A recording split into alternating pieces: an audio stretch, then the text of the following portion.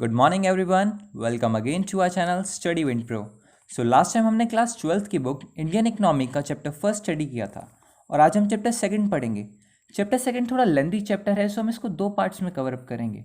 So without wasting any time, let's start with part first of chapter second, Indian economy from 1950 to 1990।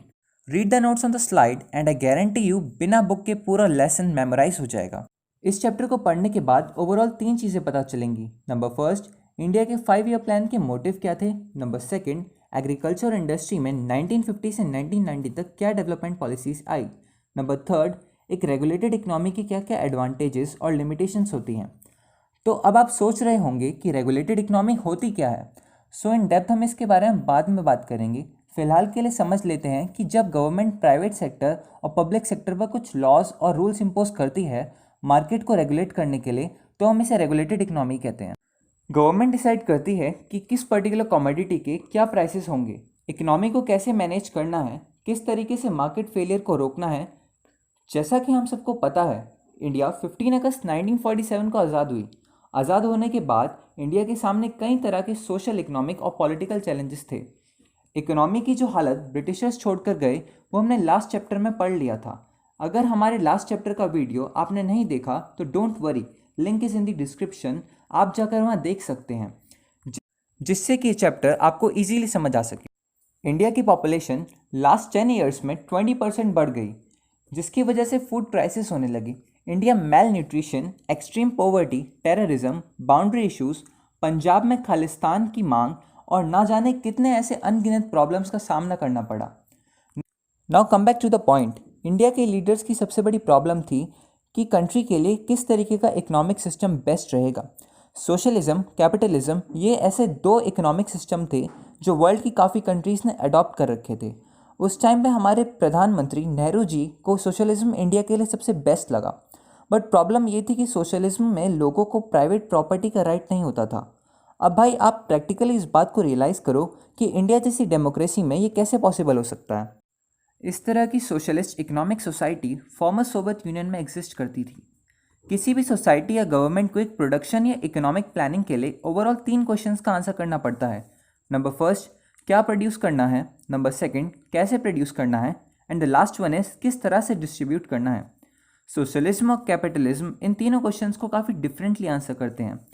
Capitalism में एक ऐसा economic system होता है जहाँ production units के मालिक प्राइवेट इंडिविजुअल्स होते हैं। वहीं दूसरी तरफ सोशलिज्म कैपिटलिज्म से काफ़ी अलग है। सोशलिज्म में प्रोडक्शन यूनिट्स की ओनर पूरी सोसाइटी होती है, कोई पर्टिकुलर इंसान नहीं होता। अभी थोड़ी देर पहले जो हमने 3 क्वेश्चंस देखे थे, आइए देखते हैं सोशलिज्म और कैपिटलिज्म इनका आंसर कैसे देते हैं। तो हमारा पहला क्वेश्चन था व्हाट टू प्रोड्यूस, यानी कि क्या प्रोड्यूस किया जाए। तो कैपिटलिज्म के हिसाब से उस चीज़ को प्रोड्यूस किया जाएगा जो मैक्सिमम प्रॉफिट दे सके। वहीं दूसरी ओर सोशलिज्म में वो चीज़ प्रोड्यूस की जाती है जिसकी सोसाइटी को नीड है। एक एग्जाम्पल से समझते हैं। अगर एक सोसाइटी में 2 तरीके के लोग रहते हैं, रिच और पुअर। मान लेते हैं पुअर थोड़े ज़्यादा हैं रिच से, और अगर पुअर लोगों को हाउसिंग की नीड है और अमीर लोगों को स्टाइलिश फर्नीचर की, तो कैपिटलिज्म स्टेट ये देखेगी प्रॉफिट घर बनाने में है या फर्नीचर में, उसी हिसाब से प्रोडक्शन किया जाएगा। और सोशलिज्म कहता है एट दैट पॉइंट घर सोसाइटी की नीड है तो पहले घर बनाए जाएंगे, ऑल्दो स्टाइलिश फर्नीचर भी नीड है, but as a whole society की प्राइमरी नीड क्या है इस बात को ध्यान रखा जाएगा। तो सोशलिस्ट स्टेट हाउसिंग पर पहले फोकस करेगा। सेकंड क्वेश्चन था हाउ टू प्रोड्यूस। कैपिटलिज्म देखता है कि क्या सस्ता पड़ेगा। अगर लेबर मशीन से सस्ती पड़ेगी तो लेबर को काम मिलेगा, नहीं तो मशीन से प्रोडक्शन किया जाएगा। सोशलिज्म सोसाइटी के अपलिफ्टमेंट और बेटरमेंट के लिए काम करता है। अगर मशीन्स को प्रायोरिटी दी गई तो लोग बेरोजगार हो जाएंगे, इसलिए सोशलिज्म में मशीन्स और लेबर को बैलेंस करके प्रोडक्शन किया जाएगा। लास्ट क्वेश्चन था how to distribute the output. Capitalism में डिस्ट्रीब्यूशन परचेजिंग पावर के अकॉर्डिंग होता है। परचेजिंग पावर मतलब एबिलिटी टू परचेज, यानी कि लोग क्या खरीद सकते हैं। सोशलिज्म में डिस्ट्रीब्यूशन ज़रूरत के हिसाब से होता है, ना कि लोग क्या खरीद सकते हैं इस बेसिस पर। आई होप कैपिटलिज्म और सोशलिज्म जिस तरह से इन तीनों क्वेश्चन को आंसर करते हैं उससे आपको एक आइडिया लग गया होगा कि किस तरह दोनों सिस्टम काम करते हैं। And if you want to know the difference between capitalism and socialism in detail, so just comment, थोड़े दिनों में उस वीडियो का लिंक इस वीडियो के डिस्क्रिप्शन में प्रोवाइड कर दिया जाएगा। Now let's move forward. Indian economy को कैसे डिज़ाइन करना है, ये डिसीजन काफ़ी इंपॉर्टेंट था। इंडिया के इंडिपेंडेंट लीडर्स पूरी तरह से ना तो कैपिटलिज्म अडॉप्ट करना चाहते थे और ना ही सोशलिज्म, बिकॉज सब कुछ प्राइवेट इंडिविजुअल्स के भरोसे छोड़ देना भी सही नहीं था और प्राइवेट प्रॉपर्टी के राइट से लोगों को दूर रखना भी पॉसिबल नहीं था। तो नेहरू जी और दूसरे लीडर्स ने डिसाइड किया कि इंडिया के लिए सोशलिज्म बेस्ट रहेगा, बट उसकी जो लिमिटेशंस हैं उसको हटा दिया जाएगा। फाइनली ये डिसाइड हुआ, इंडिया में एक स्ट्रॉन्ग पब्लिक सेक्टर तो रहेगा ही गवर्नमेंट की कंट्रोल में, लेकिन साथ ही साथ प्राइवेट सेक्टर को भी बढ़ावा दिया जाएगा। इसके लिए 1948 में इंडस्ट्रियल पॉलिसी रिजोल्यूशन लाया गया। कॉन्स्टिट्यूशन में directive principles of state policy भी इस आउटलुक के बारे में गाइडलाइंस प्रोवाइड करते थे। अभी आगे इस लेक्चर में इन शॉर्ट समझेंगे कि इंडस्ट्रियल पॉलिसी रेजोल्यूशन क्या था, डीपीएसपी क्या है। इंडिया के इकोनॉमी को प्लान करने के लिए 1950 में प्लानिंग कमीशन को सेटअप किया गया, जिसके पहले चेयरमैन पीएम नेहरू बने। एक बार देख लेते हैं डीपीएसपी क्या है, ताकि कोई डाउट ना रहे। वैसे ये पॉलिटी का टॉपिक है, बट कोई नहीं, पता होना चाहिए। Knowledge never goes waste. So let's start. Constitution में आर्टिकल 36 to 51 डीपीएसपी के बारे में बताते हैं।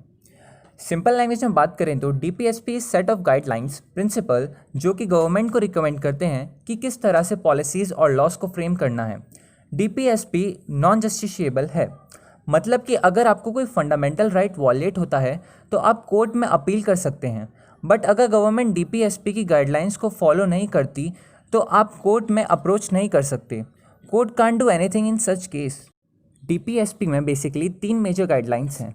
Socialistic guidelines, second is Gandhian directives and the last is liberal and intellectual directives. तो ये थी डीपीएसपी के बारे में थोड़ी सी information. If you want to know more about DPSP you can visit the link in the description. Now just एक line में समझ लेते हैं कि इंडस्ट्रियल पॉलिसी रेजोल्यूशन क्या था। आईपीआर में कुछ रूल्स एंड रेगुलेशंस हैं, पॉलिसीज एंड प्रोसीजर लिस्टेड हैं, जिनके हिसाब से इंडस्ट्रियल अंडरटेकिंग्स को कंट्रोल एंड रेगुलेट किया जाता है। 1948 में फर्स्ट आईपीआर आया। साइड में ईयर्स लिखे हुए हैं जब आईपीआर को रिवाइज किया गया, टाइम के अकॉर्डिंग चेंजेस किए गए और अगर ज़रूरत पड़ी तो कुछ नए रूल्स को अडेप्ट किया गया। 1948 के बाद 1956, 1973 एंड 77, 80, 91 में आईपीआर आया। Now we will study the objective of 5-year plan. लेकिन आगे बढ़ने से पहले समझ लेते हैं व्हाट प्लान एक्चुअली इज। तो प्लान एक स्ट्रेटेजी है जो बताती है किसी भी कंट्री के रिसोर्सेज को कैसे यूज़ करना है। हर प्लान के लिए एक फिक्स ड्यूरेशन या टाइम होता है जिसके विद इन उस प्लान के ऑब्जेक्टिव्स को पूरा करना होता है। 5-year प्लान का कॉन्सेप्ट हमने फॉर्मर सोवियत यूनियन से अडॉप्ट किया है। प्लानिंग में इस बात का ध्यान रखा जाता है कि लॉन्ग टर्म ड्यूरेशन में हमें क्या अचीव करना है, इसलिए 20 ईयर्स के ऑब्जेक्टिव का भी ध्यान रखा जाता है। ऐसे लॉन्ग टर्म प्लान को हम पर्सपेक्टिव प्लान कहते हैं। Now let's have a look at the objectives of 5-year plan. Generally किसी भी 5-year प्लान के 4 ऑब्जेक्टिव्स होते हैं: ग्रोथ, मॉडर्नाइजेशन, इक्विटी और सेल्फ रिलायंस। हर प्लान के चारों ऑब्जेक्टिव्स पर इक्वल फोकस नहीं रहता। हर प्लान का मेन ऑब्जेक्टिव इन चारों में से एक ही होता है, लेकिन ऐसा भी नहीं है कि बाकी ऑब्जेक्टिव्स को इग्नोर कर दिया जाए। उन मोटिव्स को भी प्लान में इंपॉर्टेंस दी जाती है। चलिए आगे बढ़ते हैं। अब हम इन चारों ऑब्जेक्टिव्स के बारे में स्टडी करेंगे। So the first one is growth. Growth means increase in the country capacity to produce goods and services. मतलब कोई भी कंट्री जितने गुड्स एंड सर्विसेज पहले प्रोड्यूस कर रही थी, अगर अब वो उससे ज़्यादा प्रोड्यूस कर पा रही है तो हम उसे ग्रोथ कहेंगे। और ग्रोथ के लिए लार्जर प्रोडक्टिव कैपिटल होना चाहिए। कैपिटल का मतलब वो एसेट जिनको हम किसी भी प्रोडक्शन का आउटपुट इंक्रीज करने के लिए यूज़ कर सकते हैं। For example machines, tools, labours etcetera. Larger supporting services होनी चाहिए। Supporting services means transport, banking and other facilities. अगर किसी भी कंट्री के पास ज़्यादा प्रोडक्टिव कैपिटल या सपोर्टिंग सर्विसेज होंगी तो ग्रोथ अच्छी होगी। ग्रोथ को ऑब्जर्व करने के लिए हम किसी भी कंट्री की जीडीपी को देखते हैं। जीडीपी मतलब ग्रॉस डोमेस्टिक प्रोडक्ट। डेफिनेशन के हिसाब से एक साल के अंदर किसी भी कंट्री में जो गुड्स एंड सर्विसेज प्रोड्यूस की गई हैं उनका फाइनल वैल्यू को जीडीपी कहते हैं। अगर किसी भी कंट्री की जीडीपी इंक्रीज़ हो रही है तो उस कंट्री में गुड्स एंड सर्विसेज का प्रोडक्शन ज़्यादा हो रहा है। एनसीईआरटी में एक बड़ी प्यारी सी लाइन लिखी हुई है जीडीपी और ग्रोथ को समझाने के लिए। ऐसे समझिए कि जीडीपी एक केक है और ग्रोथ केक का साइज़ है। अगर केक का साइज़ बढ़ेगा मतलब जीडीपी बढ़ गई और ग्रोथ हुई है, लार्जर केक मीन्स ज़्यादा लोग केक को एंजॉय कर सकते हैं, मतलब सर्विसेज का बेनिफिट ज़्यादा लोगों को होगा। किसी भी कंट्री की जीडीपी में एग्रीकल्चर सेक्टर, इंडस्ट्रियल सेक्टर और सर्विस सेक्टर कंट्रीब्यूशन करते हैं। इन तीनों सेक्टर्स का कंट्रीब्यूशन इकोनॉमिक स्ट्रक्चर समझाता है। हर कंट्री में हर सेक्टर का इकोनॉमी में कंट्रीब्यूशन अलग अलग होता है। इंडिया में स्टार्टिंग से ही एग्रीकल्चर का जीडीपी में सबसे बड़ा कंट्रीब्यूशन रहा है, अराउंड 50%। लेकिन जैसे जैसे डेवलपमेंट होता गया, सर्विस सेक्टर का कंट्रीब्यूशन बढ़ता गया। 1990 तक 55% का शेयर 1990 तक सर्विस सेक्टर का शेयर 40.59% हो गया। 1991 में ग्लोबलाइजेशन के बाद सर्विस सेक्टर और तेज़ी से ग्रो करने लगा। डेवलपिंग स्टेज से डेवलप स्टेज तक पहुंचने में तीनों सेक्टर्स का कंट्रीब्यूशन चेंज होता है। डेवलपिंग स्टेज में एग्रीकल्चर ज़्यादा कंट्रीब्यूशन करता है, फिर मैन्युफैक्चरिंग सेक्टर और हाईली डेवलप स्टेज में सर्विस सेक्टर सबसे ज़्यादा कंट्रीब्यूशन करता है। I hope you understand what does growth means. Moving ahead, the next objective is modernization. अगर गुड्स एंड सर्विसेज का प्रोडक्शन इंक्रीज़ करना है तो ऑब्वियस है कि प्रोड्यूसर्स को न्यू टेक्नोलॉजी का यूज़ करना ही पड़ेगा। एग्जाम्पल से समझते हैं कि फार्मर्स को अगर ज़्यादा प्रोड्यूस करना है तो उन्हें न्यू वैरायटी के सीड्स यूज़ करने पड़ेंगे, जैसे HYV सीड्स। सिमिलरली, अगर किसी फैक्ट्री को अपना आउटपुट बढ़ाना है तो न्यू मशीनरी का यूज़ करना ही पड़ेगा, because it's fast and time saving, also it's cost effective in long term. But अगर आप सोच रहे हैं कि न्यू टेक्नोलॉजी को यूज़ करना ही मॉडर्न होना है तो आप गलत हैं।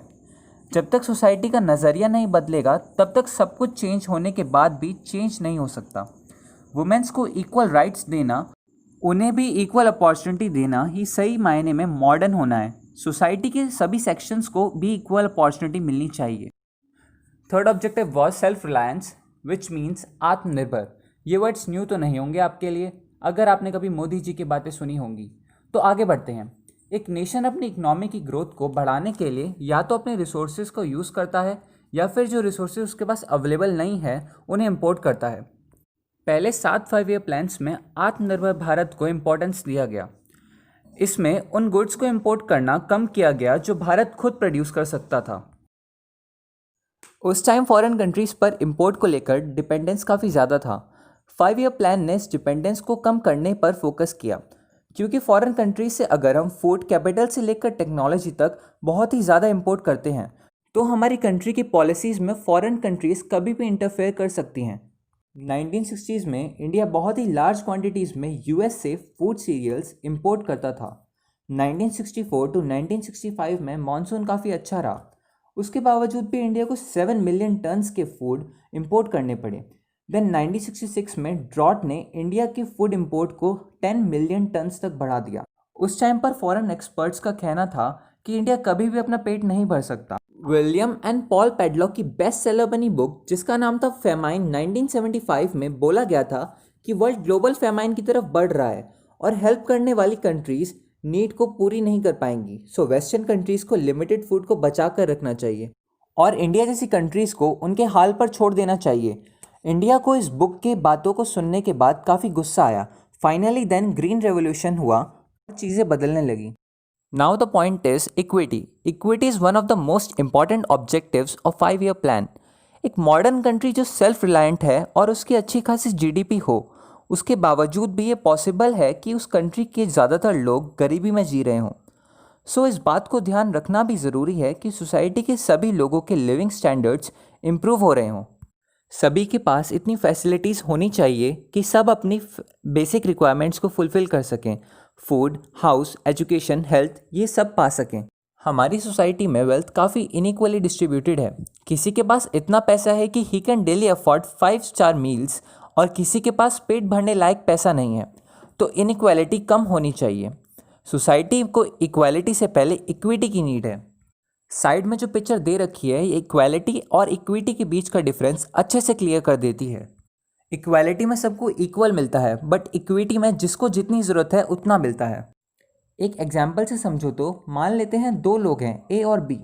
ए रिच है, बी इज़ पुअर। इक्वालिटी के हिसाब से अगर मुझे 20 रुपये डिस्ट्रीब्यूट करने हैं तो ए बी दोनों को 10-10 रुपये देने चाहिए। बट इक्विटी के हिसाब से ए को 5 और बी को 15, ताकि बी अपनी नीड्स को पूरी कर सके। So finally, I hope all your concepts are clear, and if you like the lecture, then subscribe it, share it, like it. Thank you.